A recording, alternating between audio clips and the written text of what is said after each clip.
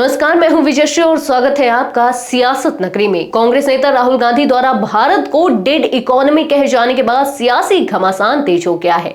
अब समाजवादी पार्टी के वरिष्ठ सांसद राम गोपाल यादव भी राहुल गांधी के बयान के समर्थन में उतर आए हैं। उन्होंने साफ कहा कि देश की आर्थिक हालत बेहद खराब है और यह सच्चाई किसी से छिपी नहीं है।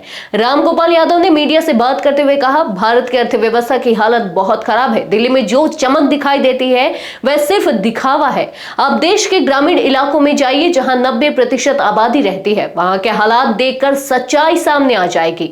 वहां की अर्थव्यवस्था की हालत बेहद चिंताजनक है। दरअसल राहुल गांधी से अमेरिकी राष्ट्रपति डोनाल्ड ट्रंप के उस बयान पर सवाल किया गया था जिसमें उन्होंने भारत की इकोनॉमी को लेकर चिंता जताई थी। इस पर राहुल ने न केवल सहमति जताई बल्कि भारत की अर्थव्यवस्था को मरी हुई तक कह दिया। राहुल गांधी ने कहा, राष्ट्रपति ट्रंप बिल्कुल सही कह रहे हैं। मोदी सरकार को छोड़कर सबको ये बात समझ आ चुकी है। भारत की अर्थव्यवस्था मर चुकी है। मैं खुश हूं कि दुनिया अब इस सच्चाई को देख रही है।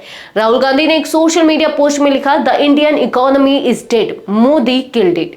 उन्होंने प्रधानमंत्री नरेंद्र मोदी पर सीधा आरोप लगाते हुए कहा कि उन्होंने युवाओं का भविष्य बर्बाद कर दिया क्योंकि देश में रोजगार की हालत बदतर है। राहुल गांधी के इस बयान से बीजेपी बुरी तरह भड़क गई है। पार्टी के आईटी सेल प्रमुख अमित मालवीय ने पलटवार करते हुए कहा, राहुल गांधी ट्रंप के बयान को दोहराकर भारत की जनता का अपमान कर रहे हैं। उनका बयान न केवल नीचता की हदें पार करता है बल्कि देशवासियों की मेहनत और आकांक्षाओं का भी अपमान है। अब जब विपक्ष और सत्ता पक्ष दोनों आमने सामने हैं, बड़ा सवाल यह है कि क्या आम जनता के असली मुद्दों रोजगार, महंगाई और ग्रामीण अर्थव्यवस्था, इस पर कोई ठोस चर्चा होगी या यह भी एक और सियासी ड्रामा बनकर रह जाएगा। आज के लिए बस इतना ही।